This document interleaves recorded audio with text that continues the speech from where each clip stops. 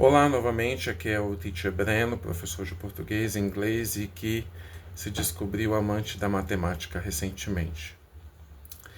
Eu vou fazer o vídeo agora do próximo módulo, segundo a teoria linguística que é comum, né, às diferentes escolas de linguística que existem pelo mundo. Então, depois da fonologia e da morfologia, vem a sintaxe. Eu venho há dias pensando em como é que eu vou explicar a sintaxe, né? Porque tem muita coisa acontecendo na sintaxe, né?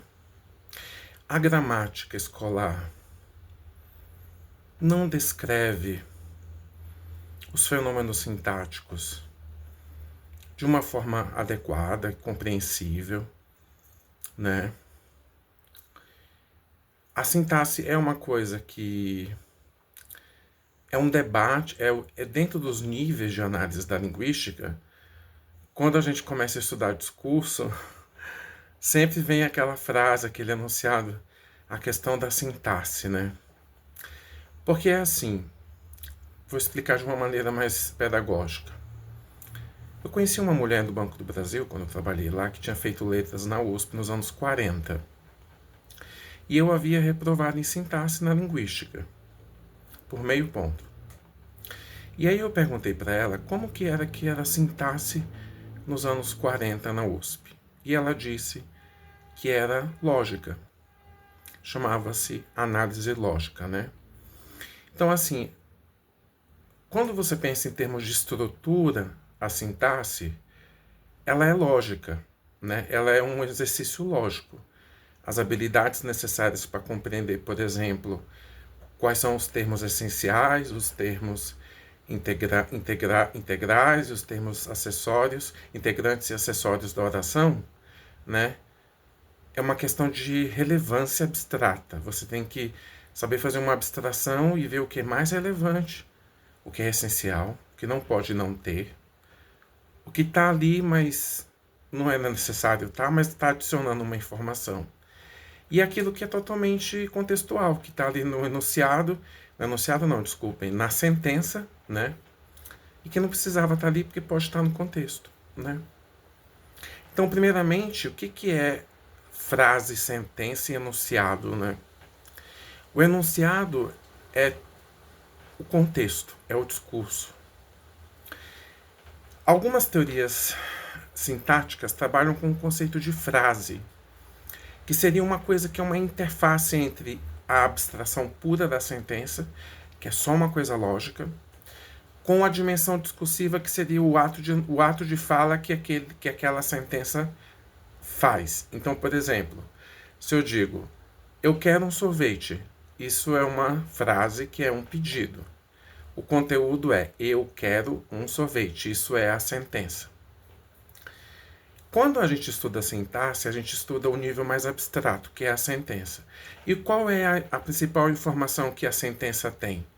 Não é o que é sujeito, o que é essencial, integrante, acessório, isso não é a coisa mais importante. A coisa mais importante da sentença é a transitividade. E o que é a transitividade? É a maneira pela qual a sentença representa uma ideia, tá? Então, por exemplo, quando eu digo eu me criei no Maranhão, o agente desse processo fui eu mesmo, então eu seria o autor de mim mesmo. Agora, se eu digo eu fui criado no Maranhão, isso significa que outras pessoas me criaram.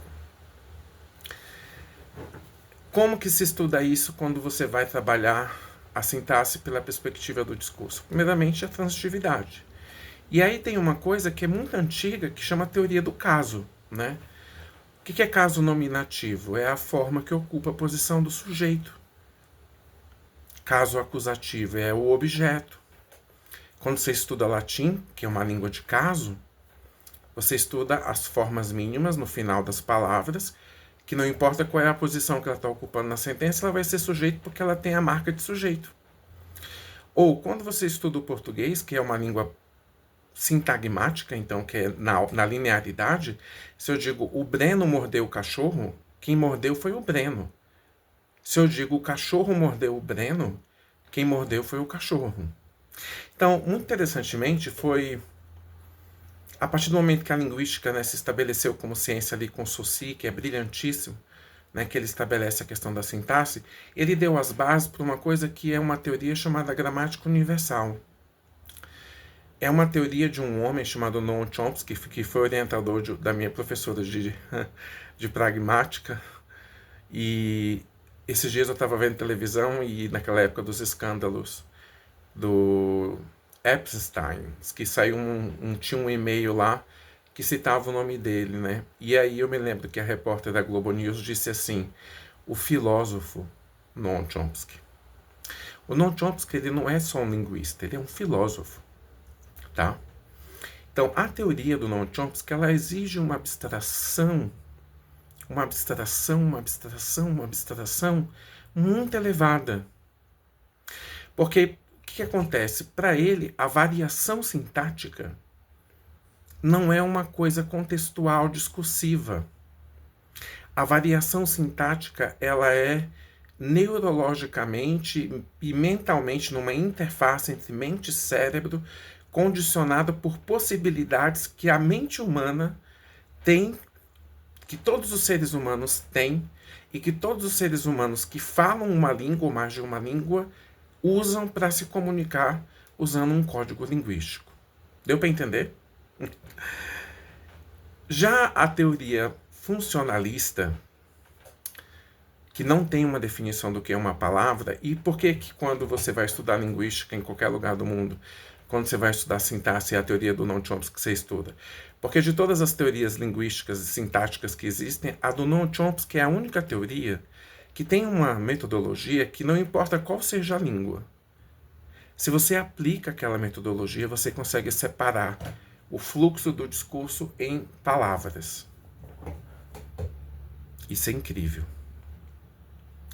Já a teoria funcionalista, ela vai de um sentido contrário. Ela vem do discurso para a frase, né?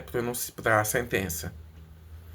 E ela entende a organização da sentença não como uma habilidade ou uma habilidade que é restrita ou comandada ou controlada pelo cérebro por possibilidades neurológicas e mentais. Ele entende como uma função social, né? E aí, posteriormente, se desenvolveu questões cognitivas relacionadas a essas teorias, né? Eu me lembro de ter conversado com uma pessoa sobre esse assunto e ele disse que nos anos 90 foi a época da neurociência, né? Os anos 2000, não me lembro exatamente o que eu vi tanto assim, mas eu me lembro de ter visto muita coisa antropológica. Nos anos 2016, 2010, na linguística se falava muito de questões sociais. E atualmente na linguística está virando uma coisa muito biologizante. Até a teoria do discurso que eu estudei, que não foi uma teoria feliz para mim, ela é biologizante também. Eu tenho um livro aqui chamado Higher Level Processes in the Brain, que tenta falar como que os processos de inferenciação de sentido são controlados por partes do cérebro, entendeu? E aí tá, como é que funciona? Fiorin disse para uma amiga minha há 23 anos que fez linguística na USP há pouco tempo, me disse que o Fiorin, todo mundo que entra na letras na USP passa por isso. Todo ano os calouros entram, aí o Fiorin, enquanto estiver vivo, e Deus conceda vida longa ao Fiorin. Ela disse que no ano dela o Fiorin começou a palestra dele para todos. No meu ano ele disse assim, olhando para a gente, o discurso é muito difícil, ele disse. E no ano dela ele falou, estão tentando transformar a linguística numa coisa biologizante. E a linguística ela é um fenômeno antropológico. Então, para resumir, a estrutura da sentença, pensando não como frase nem enunciado, mas como uma ordem lógica, ela é lógica. Então, para entender a sintaxe, tem que entender um pouco de lógica. A frase já é um nível interacional intermediário, em que você tem coisas acontecendo ali que são sociais também, não apenas lógicas nem só linguísticas. E o enunciado, por que no enunciado, que é o discurso, a questão da sintaxe aparece? Porque quando você pensa na sintaxe da enunciação, que existe, e na semântica da enunciação, que também existe, você vai ver que efeitos de sentido ocorrem de uma maneira que ninguém consegue entender se não pensar muito bem sobre o que está estudando. Porque é a questão da liberdade. E vocês sabem qual é a coisa mais interessante? Eu era conhecido na USP por isso. Eu adorava conversar com pessoas psicóticas. Sabe por quê? Porque quando você conversa com um psicótico e você tem treinamento em linguística e discurso, por mais louco que seja o discurso dele, você sempre vai achar um sentido ali. As redes metafóricas, a enunciação, o fio do texto, a coesão e a coerência. Não é igual à da ideologia da maioria. E para concluir, vocês sabem como que Bakhtin, que é o filósofo da linguagem, que entende o discurso como um fenômeno social e não como um fenômeno biológico, nem antropológico,